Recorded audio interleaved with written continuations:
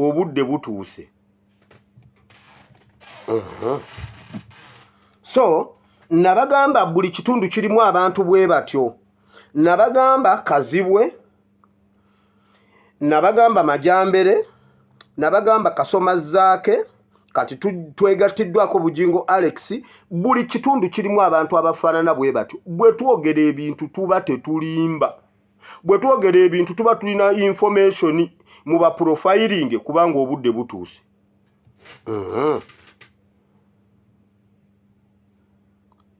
Ye ala atulaga kodi bannange. Kale wulira kino. Olwaleero ekiro ky'olwaleero kisa kya Mabina oluvannyuma lwa NUP okuvayo negamba nti erina nti tusobola okufuna obutambi bwa Muhoozi ng'asera ku kitebe kya Nuupu.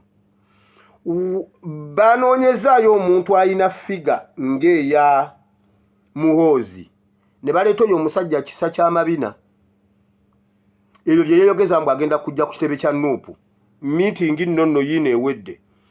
Olwaleero ekiro essaawa yonna kisa kya Mabina agenda kujja ku kitebe kya Nuupu okukola wefujjo oba okupa mawunga bwe yayogedde. Agenda kujjira mu mmotoka ya agenda kujja ekiro kya leero Ligase. Agenda kujjira mu mmotoka yani Ligase namba UBK 215S. UBK 215S mumulinde ku kitebe kya Nuupu olwaleero ekiro. Baagala okugamba akatambi ka Muhoozi bwe kafuluma bagambe oyo kisa kya Mabina. Muhoozi yapama ku kitebe kya Nuupu. Bigambo ebimu bindeetera wano obuzibu naye sina kyakola. So mubeere alaata ab'oku kitebe kya Nuupu. Tukyalumbuye yagambye mukuma omuliro mukwate olunyata muluyuwemu ebisigadde mubireke. Nze ebyo sibimanyi, tukyalumbuye yabimanyi. UBK 215S ye motoka gyagenda okujjiramu ku kitebe kya Nuupu ekiro kya leero. Neyo nayo nvuddeyo.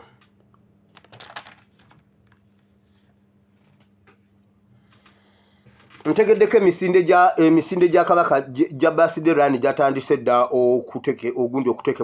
okutegekebwa Abanyarwanda be bagiri mu mitambo. Egyo gyo Mayiga tatuma. Kuliko akasente kangi nnyo. Mayiga yennyini yazikwata. Mayiga ne Bujingo be bagenda okuteekateeka emisinde gya Kabaka. Abaganda ne Buganda ne Uganda misinde gya Kabaka giijo tetuswaza Kabaka. Ate munaye tunagamba ki? Naye tetusobola kuboycottinga misinde egyo. Oba Abanyarwanda tetubawa kye beetaaga tugendeyo mu bungi. Oba tukuŋŋaane ku olwo mu bungi nnyo tusaleko ekibuga. Uganda mwenna mujje ku misinde gya Kabaka. Mulaba mutya? Mwenna Uganda nga muze ku misinde gya Kabaka ku olwo ne tulemera mu kibuga Kampala. Ye tunaatuuka yeeyo nga Museveni era tannavaako. Kale njagala okwebaza abantu abali mu gavumenti abamu nga bakola emirimu. Kasooke nsimbewa wakati. Waliwo munnamawulire wa NTV eyannumbye n'agamba nawadde information enfu era nembawaayira nemboonoonera erinnya ku ggulire lya Walukagga. Ono munnamawulire bamuyita Vincent Kato. Yagambye nze nakola eggulire eryo olimbye lwaki mwono n'amannya g'abantu mbuno twalya ssente. Ebyo ebigambo chairman bye yayogera. Kwata akatambi konna nga to editinze. Nagambye editor ya editing ebintu. kwata tutere yakatambi bwoba gwe wakwata Walukagga teeka yakatambi konna akalamba Walukagga ke yayogera ke wamukwata konna kateekeyo. Vincent Kato wanumbye mu messenger nongamba mmwe ngabeni TV simanyi nabononedde erinnya bwoba gwe wamukwata nga bwe wayogedde nti gwe wali naye gwe wamukwata teekayo byonna nga bwe yabyogera ensi etegeere editor kiki yakola kuba sayogedde ku gwe nayogedde ku editor. Bw'oba owakana genda obuuze OC ne DPC Wansangi be babimpa genda obabuuze. NTV mutulaba okay ekitegeeza mubeereeyo nga mutulaba agambye ntegedde baana mwe mutula ne mufumba ebiboozibozi mutonoonera amannya. Bw'oba gwe wakwata akatambi teekayo akatambi konna ebigambo chairman governor Walukagga bye yayogera ensi etegeere nti editor yalya ssente lwaki ya editinga nga kino akijjawo n'akigattano kino asobole okujjamu bye beetaaga yali agoba ki. Ayi challenge Kato Vincent teekayo akatambi akalamba interview gye wakwata ku Walukagga yateekamu ebigambo bino siyinza kuwakanira poliisi naye bwe ntuuseewo siina kyendabye. Naye abantu bwe muba gye muli mujje mu ofiisi yange bwe baba baakukuba ekifaananyi n'ekijambiya jangu mu ofiisi yange mu kyama tulabe nga tuugira ebyo ebintu mwabiteekako. Akatambi konna bwe biba tebiriiko nve ku intaneti. Kati oluvannyuma nkubuulire baani abaalya ssente including editor wa NTV. Mutulaba okay. Kati nga maze okwebaza OC ne DPC w'ensangi mwebale nnyo mwebalire ddala njagala otwala omukisa guno okwebaza era okwanjulira eggwanga mwenna nti waliwo abantu abali mu gavumenti ya Museveni nga batuwagira kati tebakyatya tebakyalina nsonyi baagala ensi ebamanye era tubwogere ensi ebamanye. Njagala okwebaza omwami Nnyombi Tembo owa Media Center. Olwaleero babadde ne meeting ey'ekyama. Meeting eno ng'erimu bannannyini marediyo n'ama TV nga mulimu bannamawulire ba editors abo simanyi biki mulimu simanyi mbw abakulira online medias mubaddemu ab'ebyokwerinda babadde bakusisinkana Muhoozi naye Muhoozi n'abasindikira Balamu yayogedde ku lwa Muhoozi n'abasomera ekiwandiiko kya Muhoozi mbu bagenda tweet ya Muhoozi gye yayogedde gye yakoze n'agamba ayagala basisinkana bonna agenda batwala ekyankwanzi abasomesa omwoyo gw'eggwanga okwagala eggwanga. Bonna babaddeyo bapasita babaddeyo Pastor Kiganda Pastor Serwadda baani bonna abamu nga bali in support ne Muhoozi abalala waliwo abamu abawakanyizza. So babajjeko gadgets olukiiko waliwo ebimu bye babakkiriza bye bagenda okwogerako mu mawulire waliwo ebimu bye babaganye nga tewaliiwo ku recordinga tewaliiwo kintu kyonna kulayija abaddeyo tooko zaabwe zonna nzirina buli kimu. Nnyombi Tembo antumye nzije mbagambe nti nno ebintu naye ali ku mulimu talina kyakukola ali ku mulimu kubanga abasajja tebamuli bulungi. Kansooke mbatereko Balamu.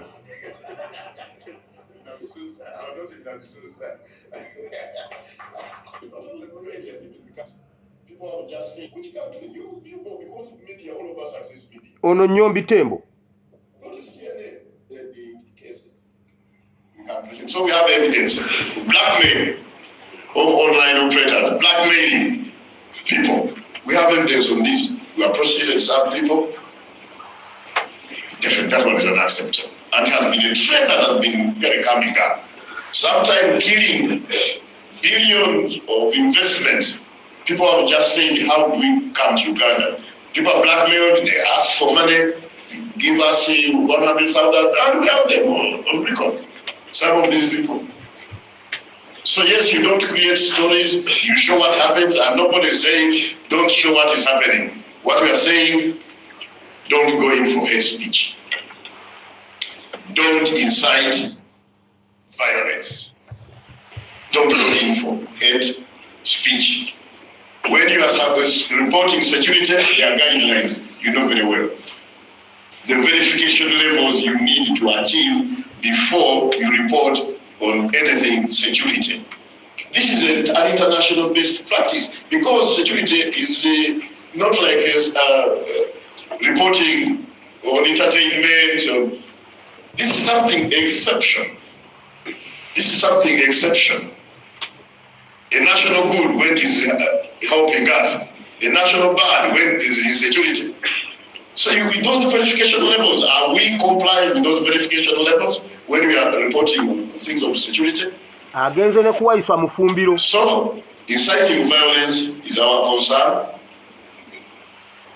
and hate speech.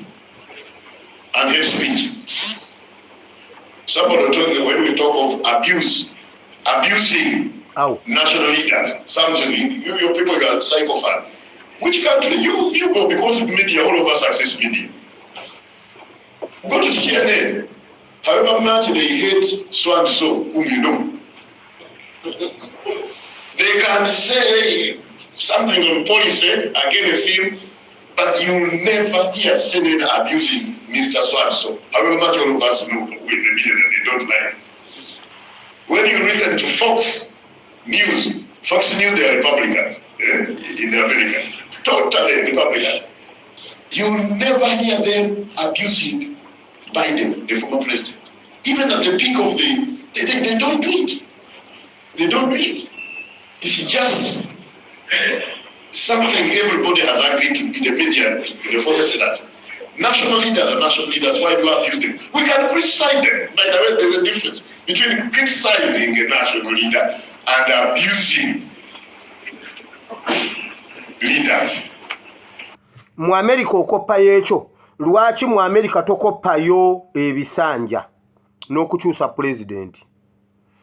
Bwe nzijja wano ne ngamba bannayuganda ne mbagamba bannaye bannayuganda, Uganda erina ekizibu. Museveni president wammwe yazibikidde akali enkoko. Komiti yatudde n'empa ebigambo ebituufu. Museveni omusulo gwamulumye naye nga gumuluma gudda mu lubuto agenda gusesema. Yabadde agenda sesema omusulo nga akali enkoko kazibikidde. Nenzija ne ngamba abantu ne mbawa amawulire. Amawulire kyeki, what is news? What is news? News is something abnormal. And abnormal news is news. Kati senge gwanga lituuka mu kati abaganga president asesema enkali. Omusulo. Kubanga gwabadde gumuluma gudde eno mu lubuto nga gubimba bweguti. Nga azibikidde akasolo.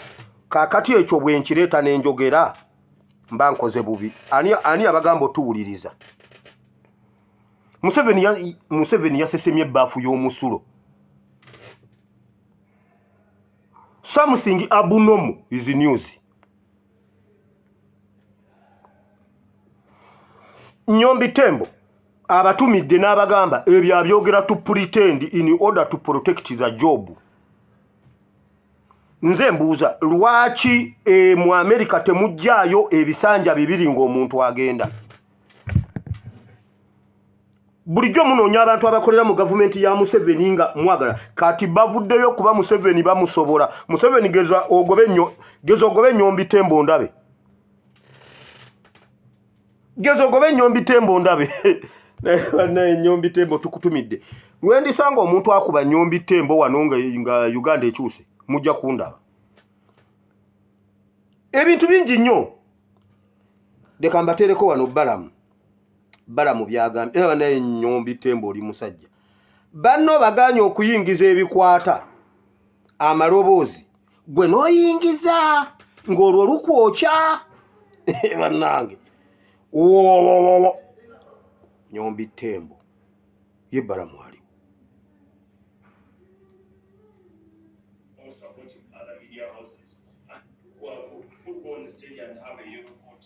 So the president doesn't want you there for recruitment. He can call each one of you. He has that capacity.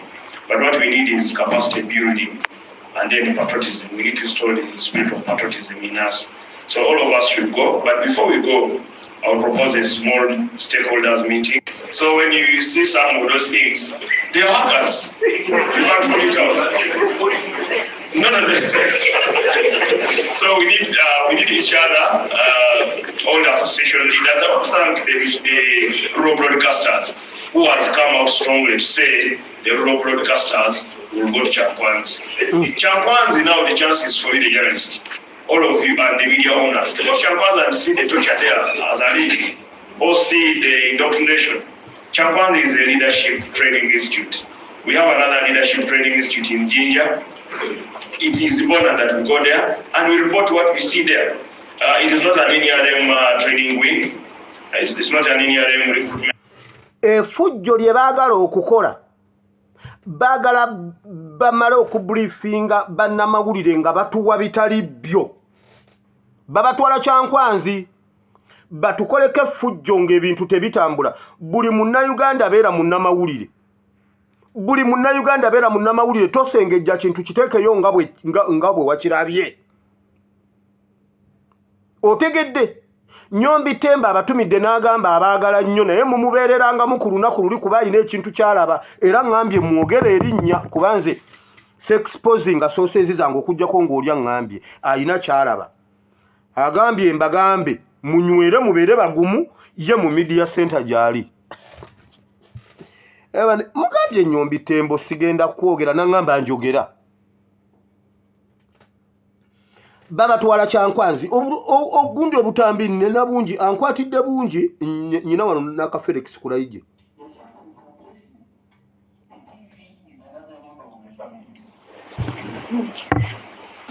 You have the TV off and you see how there is misery in the house. So that's how important you are. But how do you use that importance? In whose interest? In fact, some people know the world according to what they see on TV, what they see. Mbatereddeko obutereezi katono. Kini Kalisa mulina wano akulira ba online naye muyina bonna lina tugenda kulaba engeri gyembi bateerayo gye tunabibateerayo mubeerenga mubiwuliriza mubeerenga mubigoberera naye mukimanye bali mu kuteesa okwongera okusuffocatinga bannamawulire bapasita babaddeyo bannannyini ma radio ne bannannyini ma TV bali in support okubikkiriza amawulire nga bakubye munnamawulire ne bamwasa omutwe. Kale eyo nayo nvuddeyo. Nyombi Tembo tweyanziza naye ffe tujja kuyogera amazima. Edda jjajja yatugamba nga iwe jendu nyare nga mama mugamba naye muzeeyi nawe tuyogera bigambe ebyo kati Museveni ye takyanyala. Asesema busesemi. Omusulo guyita mu kamwa ojja kiwulira. Mbukatolo bwe nzija n'enkyogera bantwala Chankwanzi kunsomesa. Bwe nayagala okusoma mwansomesa mulyoke muntwale Chankwanzi. Nedda tujja byogera nga bwe biri. Museveni gyendu sesemu musulo.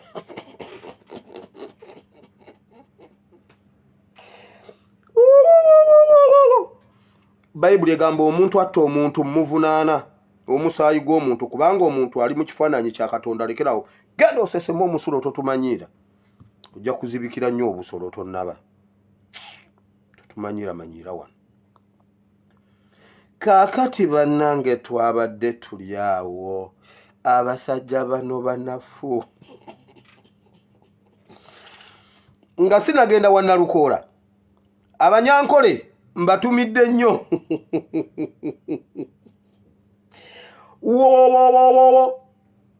Abanyankole nebaza Mukama kubanga Museveni mumulezeeko muddangamu ne mutusinikirako ebinnyo.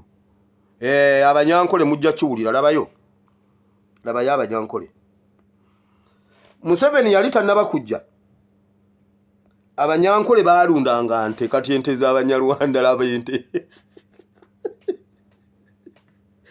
awo Museveni ali Lubirizi yibanda Lubirizi walinga y'abanyankole yibanda Lubirizi Gureta Mbalala Gureta Nkole Kigezi babanga balunzi banteraba Bayibuli egamba ensi ya mwekulukuta amata n'omubisi gw'enjuki laba amata mukamambizi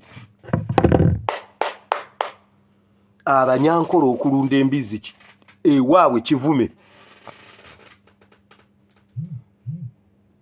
abanyankole bwe wabeeranga jjajja wange bwe yali awaŋŋanguka okuva mu Ankole ng'ajja n'ajja e Buganda nga muvubuka naye yajja kuba kyeyo mugundi mu Buganda jjajja wange omusajja munyankole ddala atabuusibwabuusibwa mwabaŋŋamba mbundi Munyarwanda lwendi kukwata ojja kundaba ekyo kyonkubulira tewali ajja kukutaasa najja mu Buganda nga waliyo essente empitirivu najja okuba ekyeyo nga nange bwe najja ekkata